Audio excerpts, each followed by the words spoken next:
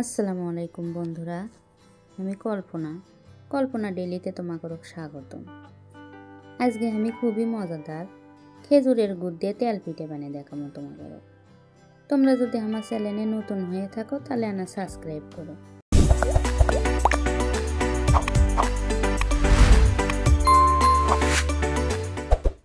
চলো কেন করে আমি তেল পিঠেগুলো বানাচ্ছি তোমাকে কেনা দেখাই। তার জন্য করে আমি পারলেতে না গুড় আর পানি দিয়ে লিছি। এর মধ্যে আবার না মশলার গন্ধ হওয়ার জন্য কয়টা তেজপাতা আর সাদা মশলা দিয়ে দিন। এই সময় কিন্তু ঘাসেলের জালটা না জোরেই দেওয়া লাগবে, দিয়ে সমানে না লাড়ে চাড়ে গুড়গুলো জাল দিলে লাগবে।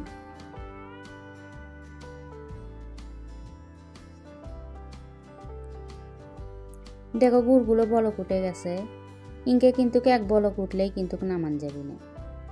গুড়গুলোও গলা লাগবি, আবার পানি দেয় না 5-6 মিনিটের মতো জাল দিলে লাগবে, তাহলে কিন্তু সেই পিঠেগুলো করতেও ভালো হবে। আজকে আমার পাল্লেটা দেখো ছোট আর হাঁসেলের মুখটা হচ্ছে বড়, ওই জন্যই কিন্তু কেনা পুরোনো একটা থাল আমরা কাটে ইনকে বাড়ি থুয়ে দিই। ছোট পাল্লে হলে ইনকে হাঁসেলের উপর তুলে দিলেই কিন্তু হয়ে যায়। দেখো গুড়গুলো আমার জাল দেওয়া হয়ে গেছে, এখন একটা বড় বাসনত গুড়গুলো ঢালে দিচ্ছি। এখন মশলাগুলো একটা একটা করে তুলে নেব। গুড়ের সাথে মশলার গন্ধগুলো হয়ে গেছে, ওই জন্য মশলাগুলো তুলে নিচ্ছি। অনেক সময় দেখা যায় যে এই মশলার কারণে পিঠেগুলো কানা কানা হয়, দেখতেও ভালো লাগে না, আবার খাওয়ার সময়ও মশলা হয়তো পিঠের সাথে পড়ে যাচ্ছে। ওই জন্য মশলা আগে তুলে নেওয়াই কিন্তু বেশি ভালো হয়। এখন ওই গরম পানির মধ্যেই দেখো অল্প অল্প করে আটাগুলো দিয়ে দেব। আটাগুলো কিন্তু আবার একবারেই বেশি দেওয়া যাবে না, অল্প অল্প করে দিয়ে সমানে খালি ফেটে নেওয়া লাগবে। আর আজকের পিঠেগুলো কিন্তু আমি সেদ্ধ চাউলের আটা দিয়ে বানাচ্ছি। সেদ্ধ চাউলের আটা দিয়ে তেল পিঠে বানালে সেই পিঠেটা কিন্তু খেতে সেই মজা হয়।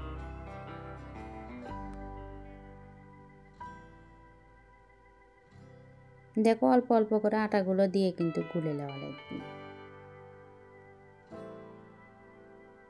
আর এই তেল পিঠে বানাতে কিন্তু কেন বেশি করেই ফেটা লাগে, তাও 15-20 মিনিটের মতো কিন্তু সমানে খালি ফেটাই লাগবে। চাউলের আটা আমি 3 বাটি দিছি, তো ওই জন্য 1 বাটির থেকে সামান্য পরিমাণে কম ময়দার আটাও দিন। ময়দার আটা দিলে পিঠেটা খেতেও স্বাদ লাগবে, আবার পিঠেগুলোও সুন্দর হবে।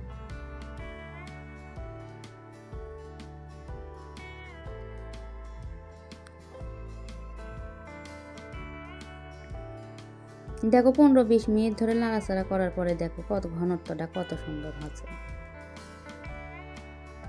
উপর থেকে দেখবা ইনকে দানা দানা পড়লেই বুঝবা যে আটাগুলো গুলে নেওয়া হয়ে গেছে।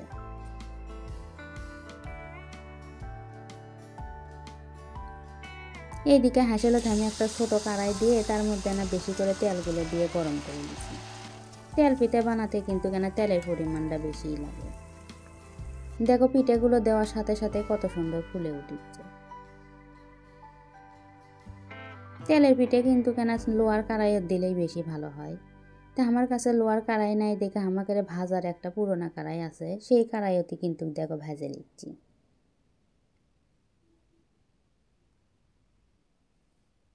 তেল পিঠে কিন্তু নতুন কড়াইয়ে দিলে দেখা যায় নিচে লাগে ধরে, সেই পিঠেটা কিন্তু আর ফুলে ওঠে না। ওই জন্য যতটা সম্ভব যেই কড়াই ব্যবহার করছে সেই কড়াইতে কিন্তু তেল পিঠেগুলো ভেজে লওয়া লাগবে, তাহলে দেখো পিঠেগুলো ফাইন ফুলে ওঠে, নিচে লাগেও ধরে না। আর আজকের তেল পিঠেগুলো আমার সৌরি বেটার বউ আমরা 2 জনে মিলেই বানাচ্ছি। আমার সৌরি খালি সমানে ফেটে ফেটে দেখো পিঠেগুলো দিয়ে দিচ্ছে, আর আমি উল্টে পাল্টে তেলগুলো নিংড়ে নিংড়ে পিঠেগুলো নিচ্ছি। তেল পিঠে বানাতে কিন্তু এই দিক দিয়ে দেওয়াও লাগে, আবার সমানে খালি ফেটাও লাগে। আটাগুলো যত ফেটে নেবা পিঠেগুলো কিন্তু ততই ভালো হবে। অনেক সময় দেখা যায় অনেকের তেল পিঠে হয় না, মিষ্টির কারণেও কিন্তু দেখা যায় তেল পিঠে হবার চায় না। ওই জন্য মিষ্টির পরিমাণটাও কিন্তু একবারে ঠিকঠাক হওয়া লাগবে। একবারে বেশি মিষ্টি হলে কিন্তু সেই পিঠেটা হওয়া চায় না, দেখা যায় তেলের মধ্যে দেওয়ার সাথে সাথেই কিন্তু একবারে কুকড়ে আসে।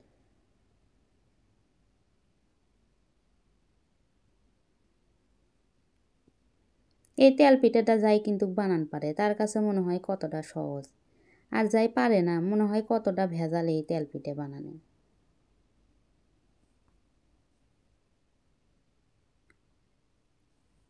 দেখো দেওয়ার সাথে সাথেই কিন্তু কত সুন্দর ফুলে উঠিচ্ছে। মনে হচ্ছে তেল পিঠে তো বানাচ্ছি না, মনে হয় ফুচকো ভাজিচ্ছি। ফুচকো জিঙ্কা তেলের মধ্যে দেওয়ার সাথে সাথেই ফুলে ওঠে, সিঙ্কেই কিন্তু ফুলে উঠিচ্ছে।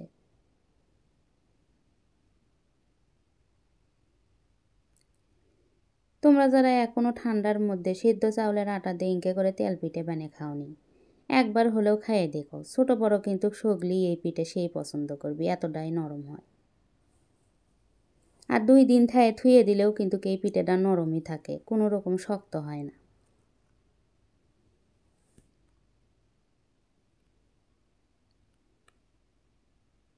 তোমাদের কাছে যদি আমার ভিডিওটা ভালো লাগে তাহলে না লাইক কমেন্ট শেয়ার করো।